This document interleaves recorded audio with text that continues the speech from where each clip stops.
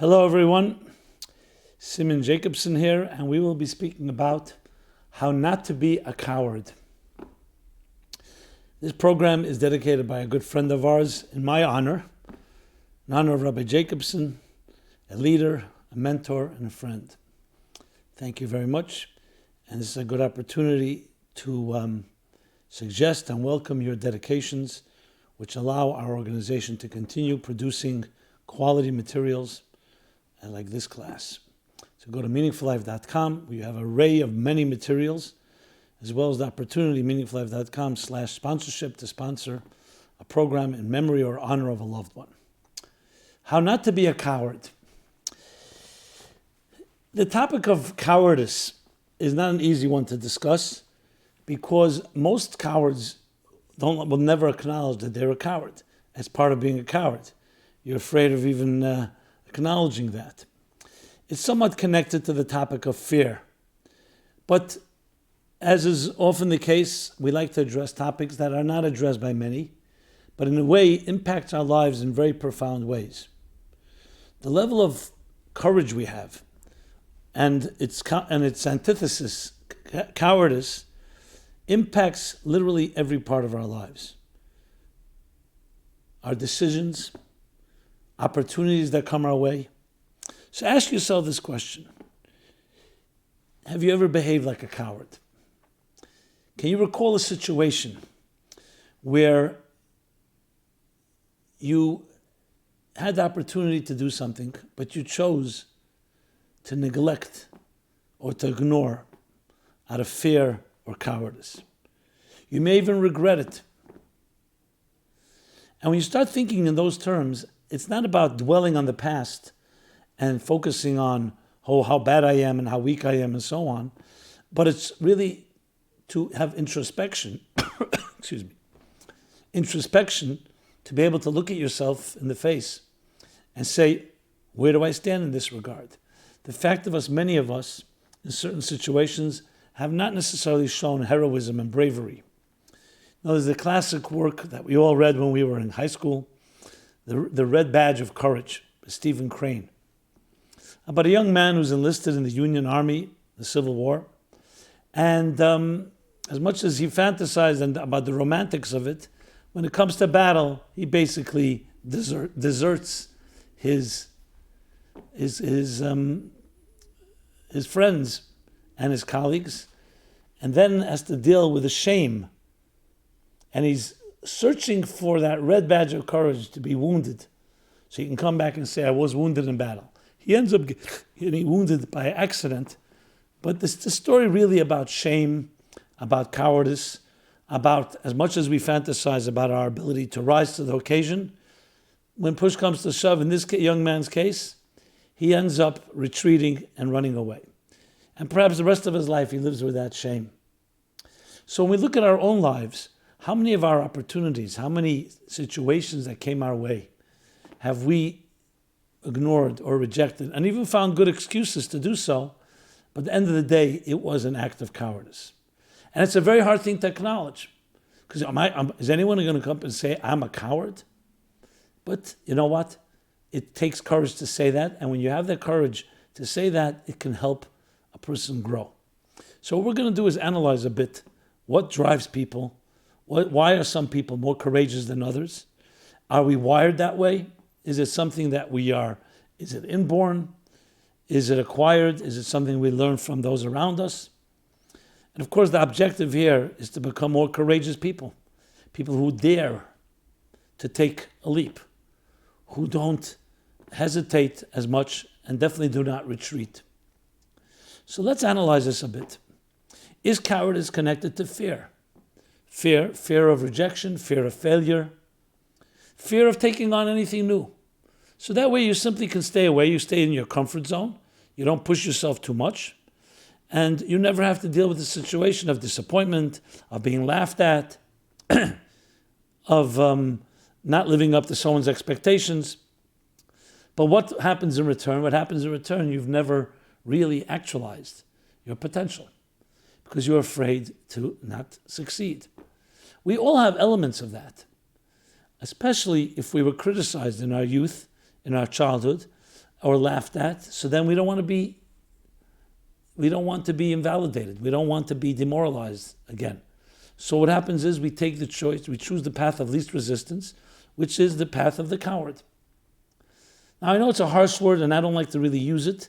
I'm just using it to drive the point home. It's very difficult to talk to someone and say, hey, don't be a coward.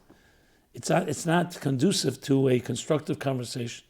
So let's rephrase it. Instead of that word cowardice, let's look at it as lack of confidence in yourself and your ability to make a move, which could take the shape of cowardice or fear, or just resist, or just retreat.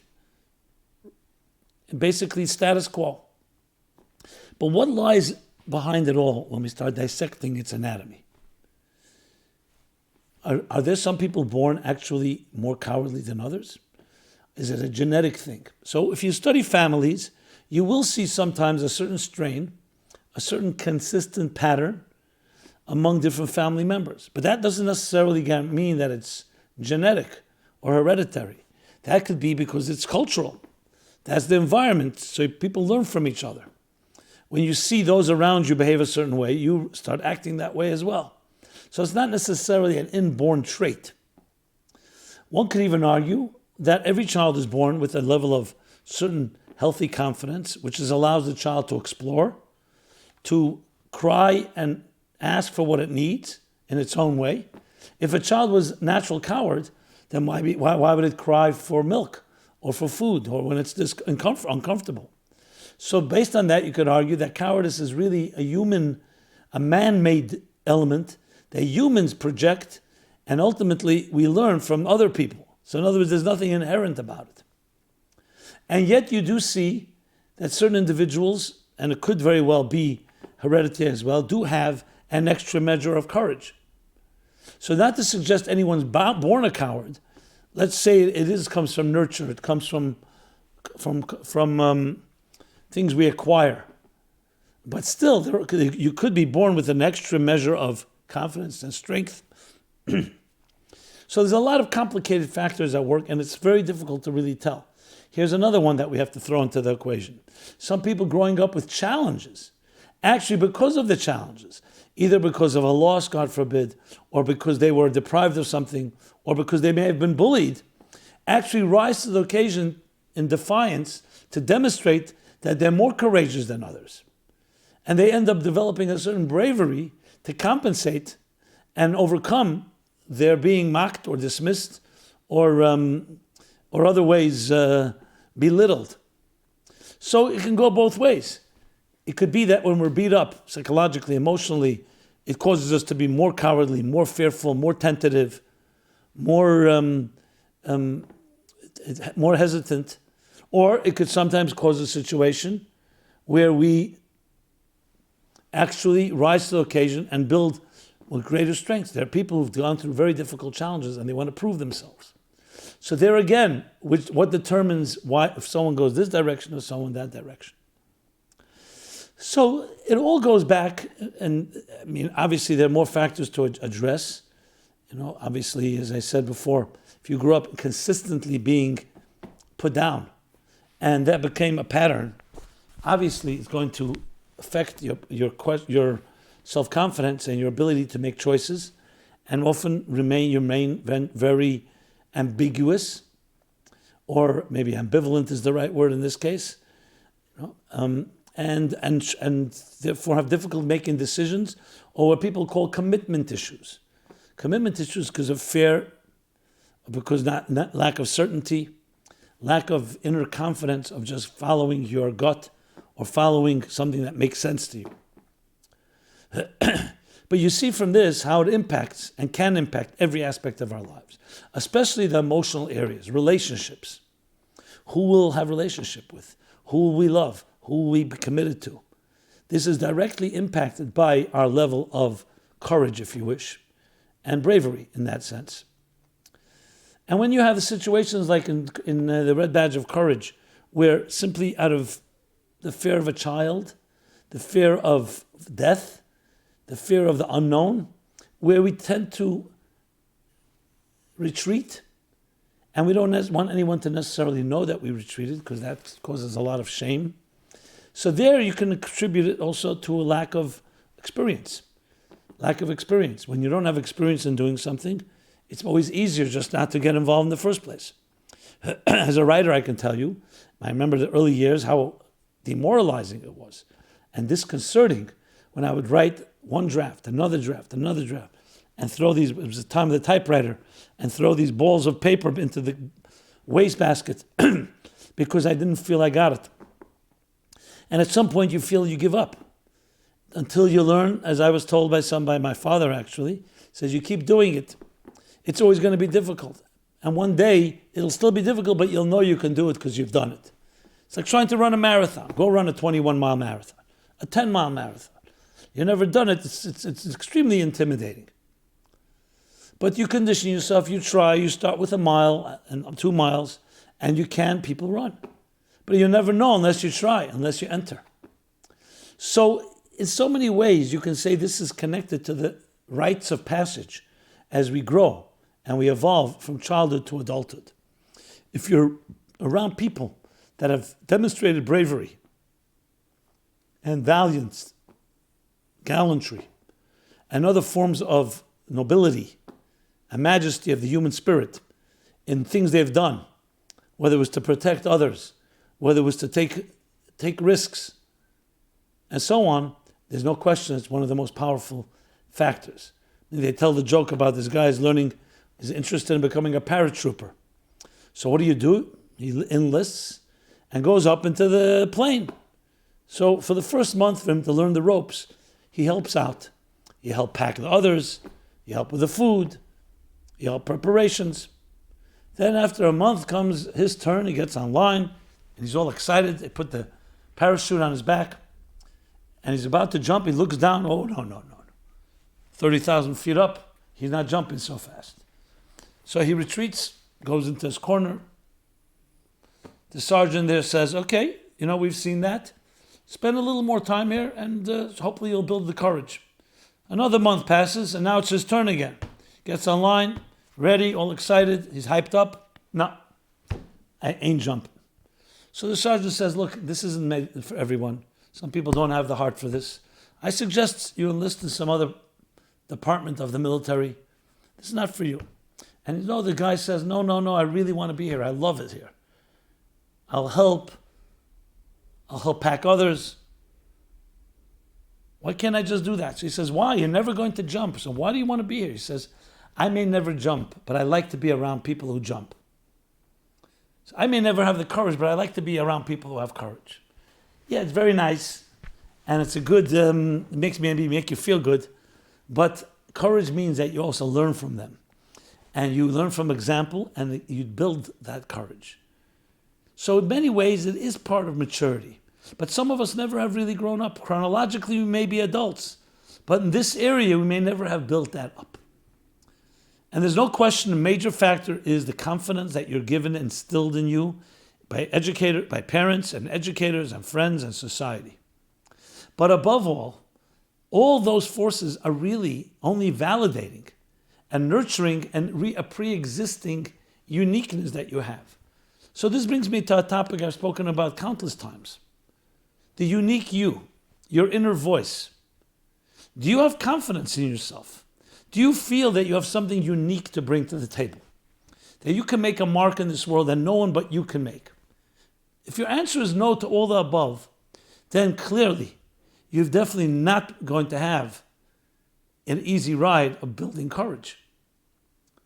If, however, your answer is yes, and you say, I don't know how to do it, or I may be afraid to do it, then you're in the right direction. So the most important first thing to know always is that you do have what it takes. You actually have what it takes. And you say, well, I don't believe that. I don't feel that. No, I've told this to many people. They say, you are very optimistic. You always look for the positive. You see things I don't see. I don't feel it.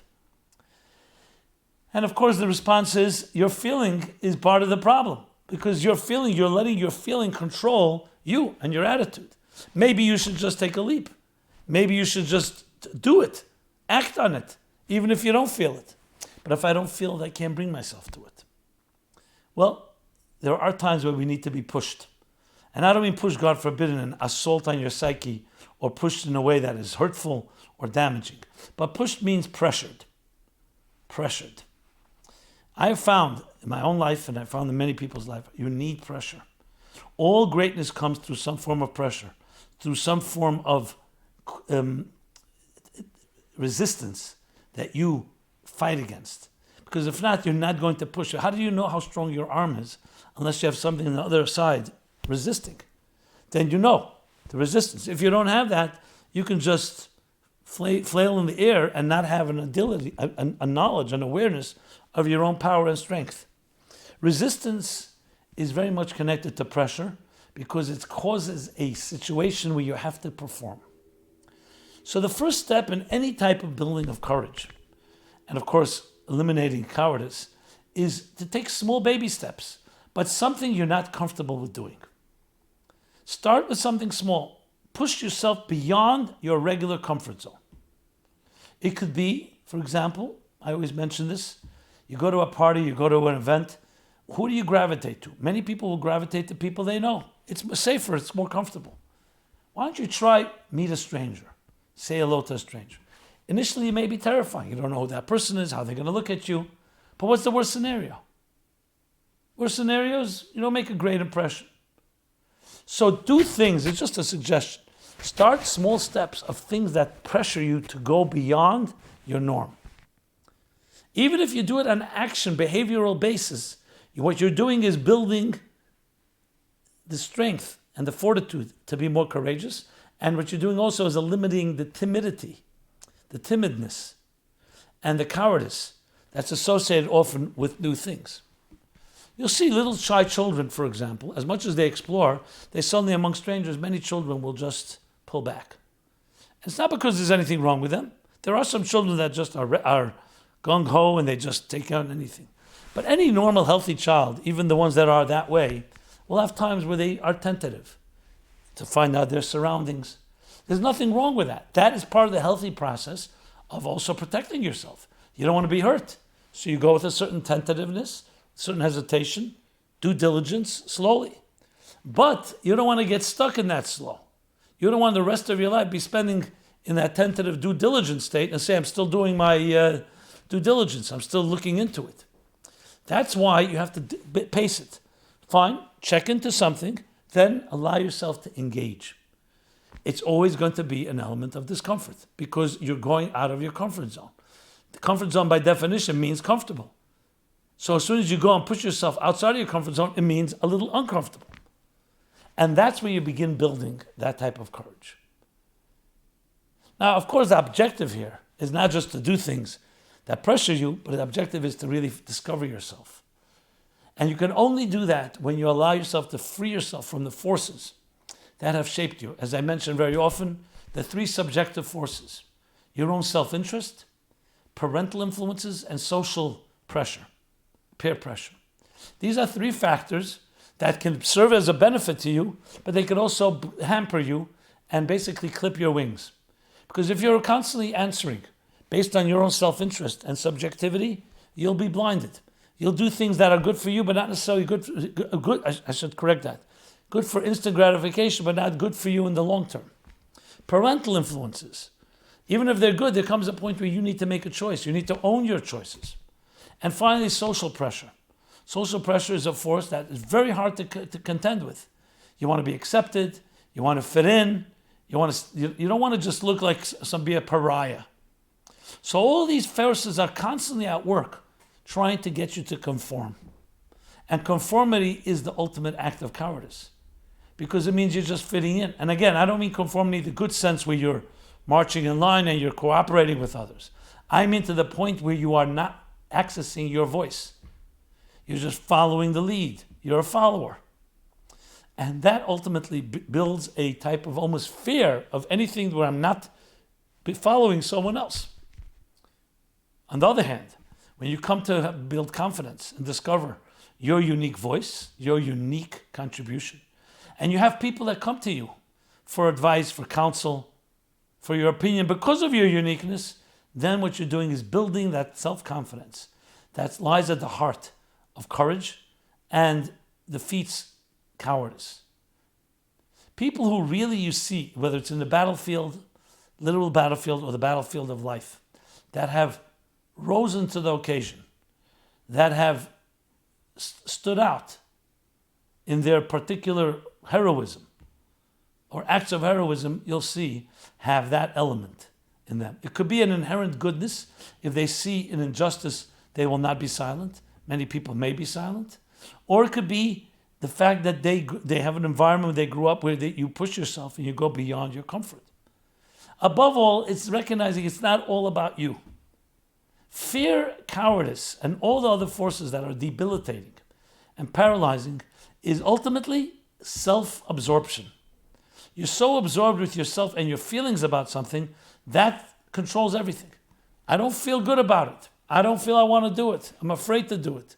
That I gets in the way. Whereas if this needs to be done, someone's life is at stake.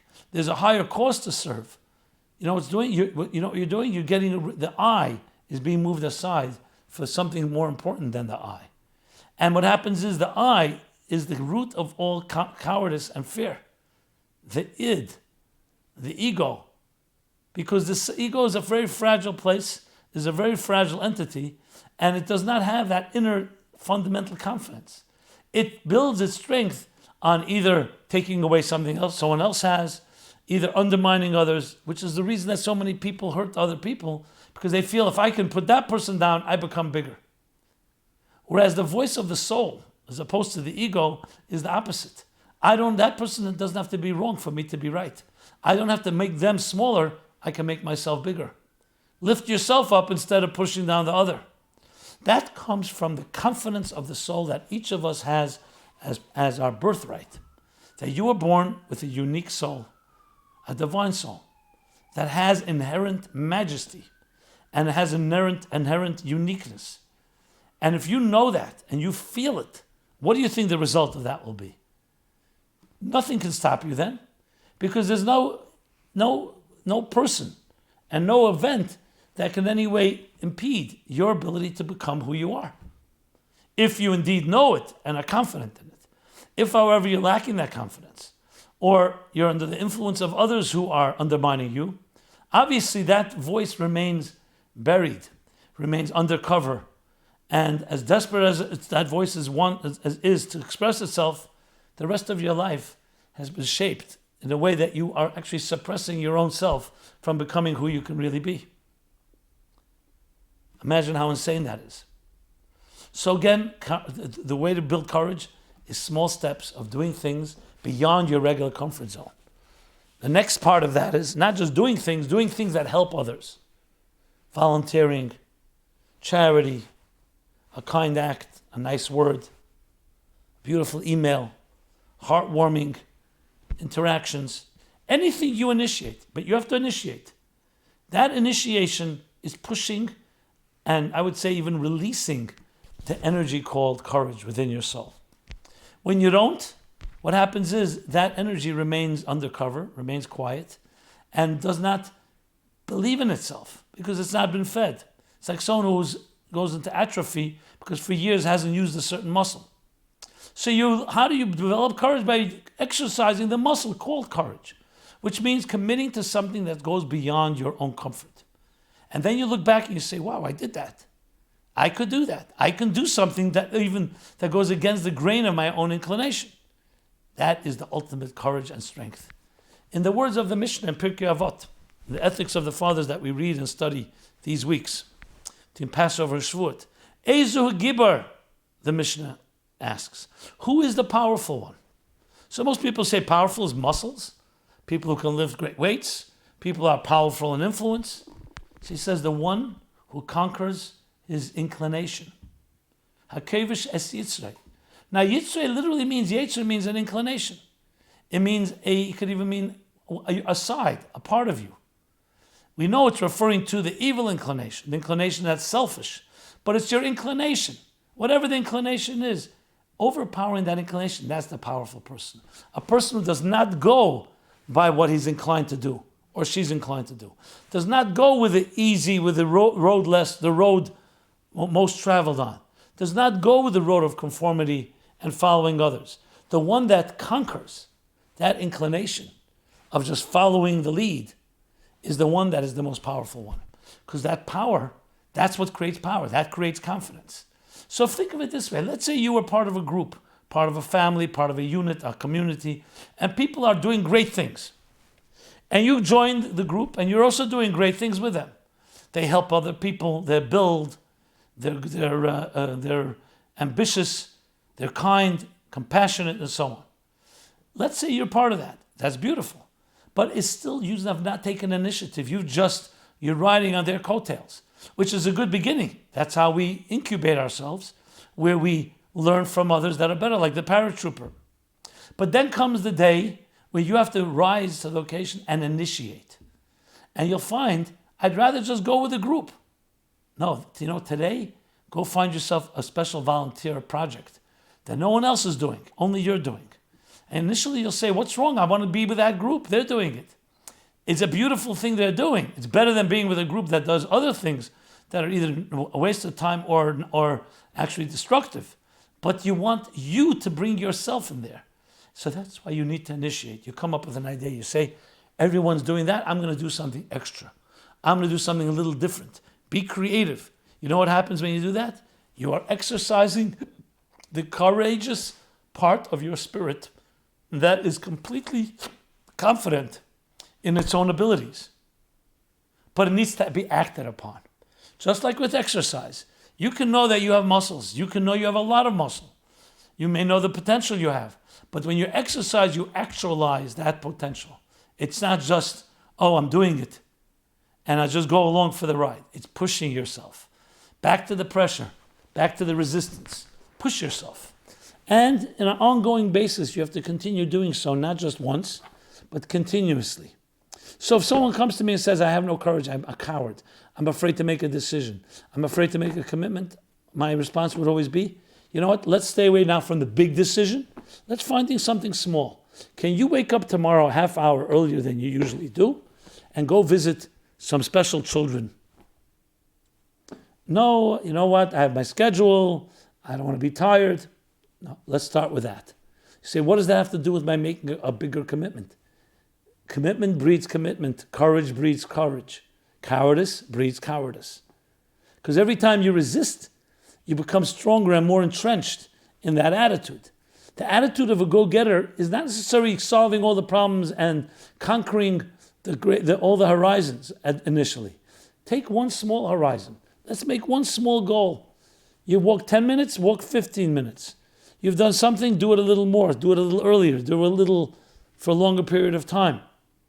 Everyone has areas where you can go outside of the comfort zone. And when you do, magic happens, literally.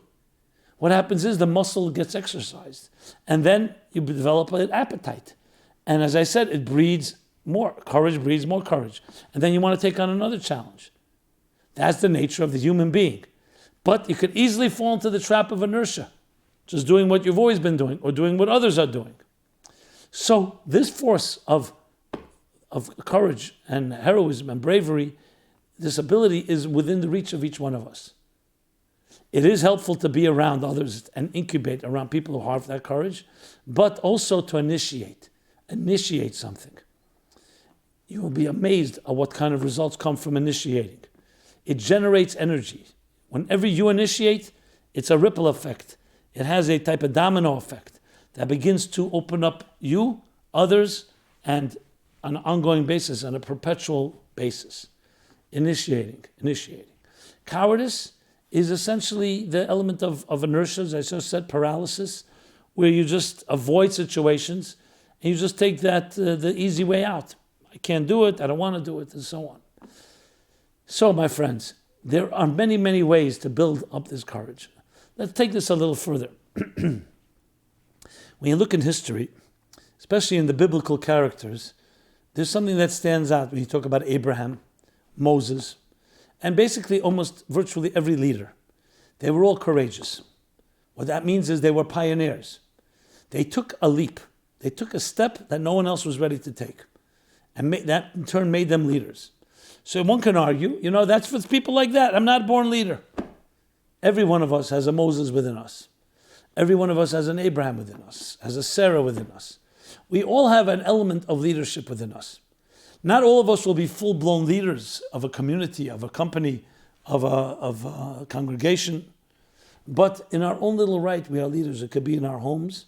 And it could be not even the leader of the leaders, but in the area that you have to contribute. Do you know your strengths that others can learn from? There's another mission in that same phrase where it says, who is the strong one, the powerful one, the one that conquers his inclination? Who is the wise one? The one who learns from all people. Halemed ben kol adam. Interesting statement. Who is the wise one? Why does it say the most erudite, the most knowledgeable, the biggest scholar, the one that is studied the most? The one who learns from everyone. Which teaches us two things. That everyone has something to teach and everyone has something to learn. So if I were to ask you the question, you asked yourself this question, what do you have to teach somebody? What strengths did you have? What unique experiences, opportunities, people, places, things that you've done in your life that you can use to teach somebody else a lesson, a good lesson, or a lesson, a hard-earned lesson. This is vital because when you don't have self-awareness, know thyself, it's going to be very difficult to maintain any type of courage. And why wouldn't you be a coward? You say, I don't really know if I can do this. You'll second guess yourself. You'll be very tentative, as I mentioned, and hesitant. So getting to know yourself and knowing your strengths and acting on them is the great direct antidote to cowardly behavior. Because it builds that confidence and also it gives you something to hold on to. You could say, I am good at this. This is, again, not meant to be pompous or arrogant. It's just a self-awareness that I have something to contribute. So the next step in this is define things you can contribute. Not just what you take from others, not what you learn from others. What do you teach? What can you teach? And begin acting on that. Now, this doesn't mean suddenly you have to become a professional teacher. It means you can share an insight. You can look for people who may be struggling in a certain area that you have experience in and share with them what you've learned from your experience. There are many ways where you can develop that self-confidence when you know yourself and you build upon that. Many of us don't even know ourselves. Many of us are copying our friends. And then it becomes embarrassing. You're doing something that you're not really good at. It's just the most popular guy in class is doing it, so I'm also doing it. That will always lead to a certain element of cowardly behavior. Because when someone says, and what do you think? You always gravitate back to what your friends did or that friend did. That's why it's so vital, again, to find things that you initiate, something unique to you. Because that uniqueness builds your confidence. And in the beginning, you may not be great at it. But as you continue at it, and you sustain it and maintain it, it suddenly becomes second nature, and even first nature. It becomes and reflective of your unique spirit. So at the end of the day, our uniqueness and our confidence in our uniqueness is vital in this discussion. Because without that, what are you turning to? What should you have confidence in? Why should you not be afraid of your shadow and everything coming your way?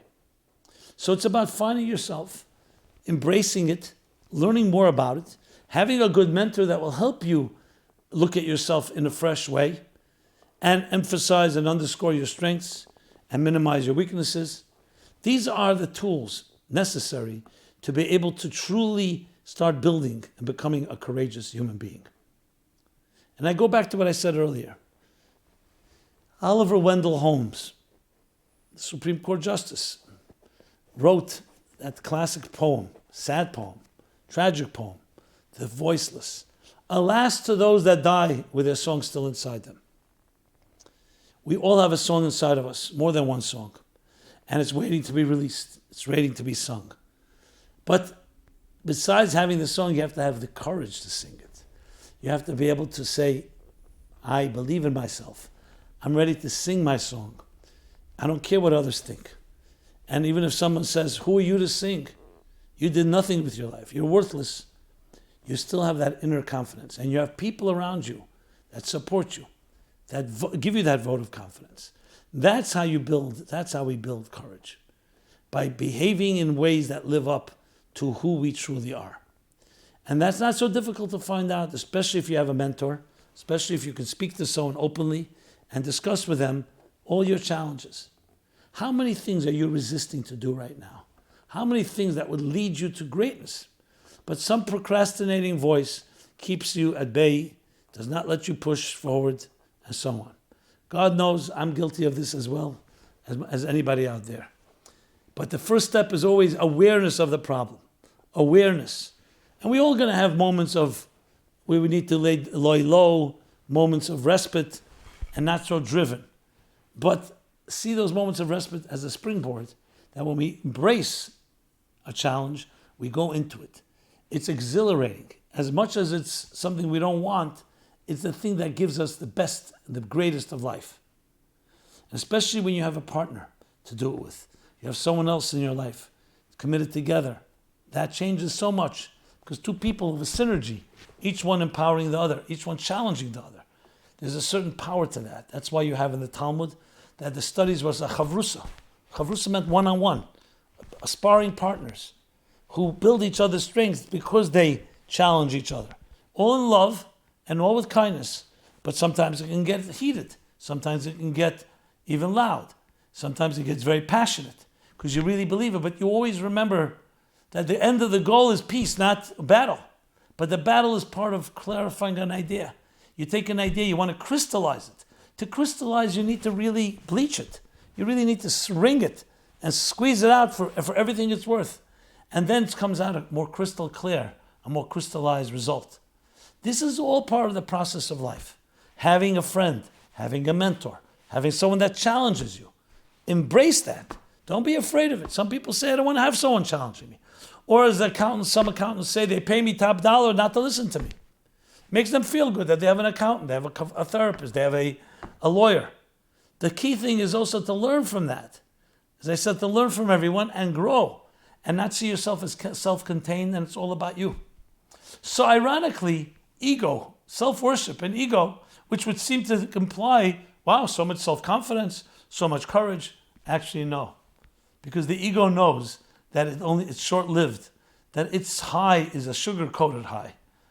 And therefore, as much as someone shows their macho-ness and toughness and bravado and all that, that could be completely false. It's like the ego just masquerading as confident. Confidence does not come from masquerades. It does not come from material success because those are all temporary. How secure can you be with something that's temporary? True confidence comes from things that are eternal, that you own, that you pass on to your children, a legacy. When you have that, that creates a profound confidence. You know, I was blessed. I grew up in a home. My father, especially my father, my mother as well, my teachers, especially the Rebbe, were fundamentally confident people, completely comfortable in their own skin, at the same time driven to succeed, realizing I'm here on a mission. Being exposed to that, I have no words to describe what it does for you. What it does for you is it gives you this living example from the youngest impressionable years of what it means to be driven, what it means to succeed, what it means to be focused. And that laser sharp focus creates a harmony in your life that's not scattered. It's not a bunch of scattered light going all over. It's focused toward mission, toward purpose. And that is all that goes hand in hand with confidence and with all that leads to.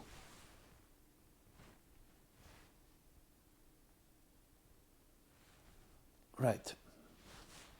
And that is why it's so vital for each one of us to know thyself. I'm summing up some of the points made. To know thyself. To act and push yourself more on a small level and let it grow. That's how you build your muscles, your physical muscles, and that's how you build your psychological and emotional muscles. And to be around people who have that confidence in you. Take upon yourself projects that go a little further than you would usually go. All these things build confidence. And as you build confidence, you build courage. And as you build courage, your more fearful side, the more timid, cowardly side, recedes in the background. Now, I just want to qualify. Cowardice is not to be confused with shyness. There are people who, for example, just much more very respectful, very dignified. They don't jump. They're not aggressive. But the question is whether that lack of aggression is coming from weakness or from strength. If it's coming from strength, then it goes hand in hand with courage. But if it's coming from weakness, of not wanting to rock the boat, being afraid of being criticized, then it could border on cowardice. But the mere fact that some people exercise restraint and discipline and don't always show aggression is not at all. I see some of the people that are most courageous know when to exercise restraint, know when you have to let go, when you have to let someone else do the job. But that's coming out of strength. So that's an important qualification. So, my friends, how not to be a coward.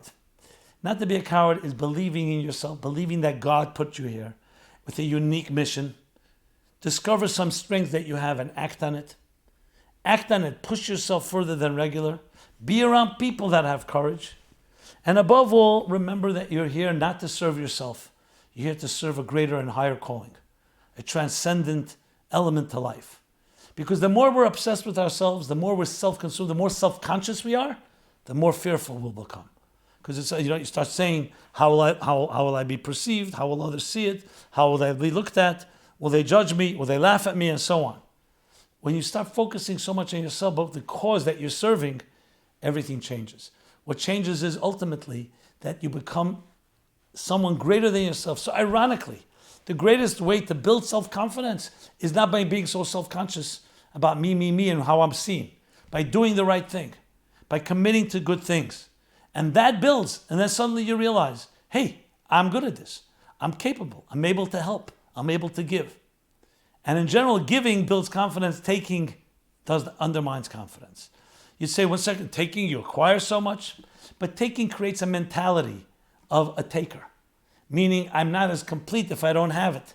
A giver says, I'm complete. And I have, not only am I complete, even if I don't have it, I get even more complete because I have the courage and strength to give. It takes more strength to give than to take.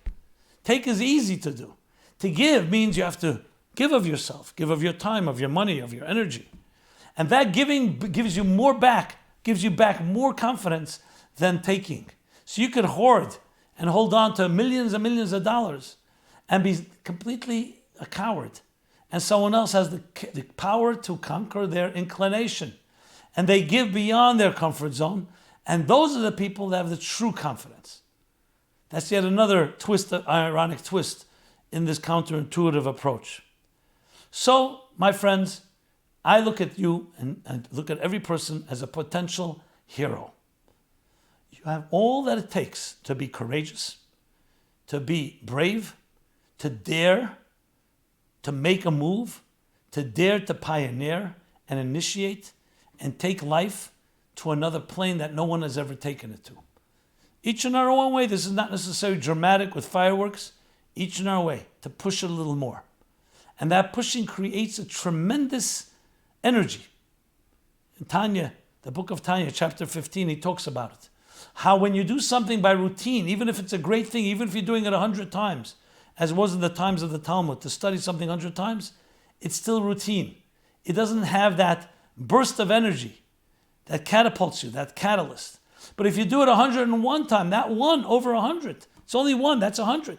But it comes with 100, you've pushed it, that generates what's the word I want to use? A thrust, a ballistic thrust that takes you to another stratosphere because you've gone out of, qualitatively, of your comfort zone. So it's not the amount of times you do it, it's you've shifted something. That shift is the secret formula to courage, the secret formula to minimize cowardice, the shift that you make. So may you be blessed with the courage to have courage, to dare, the bravery to be brave. Start with small steps.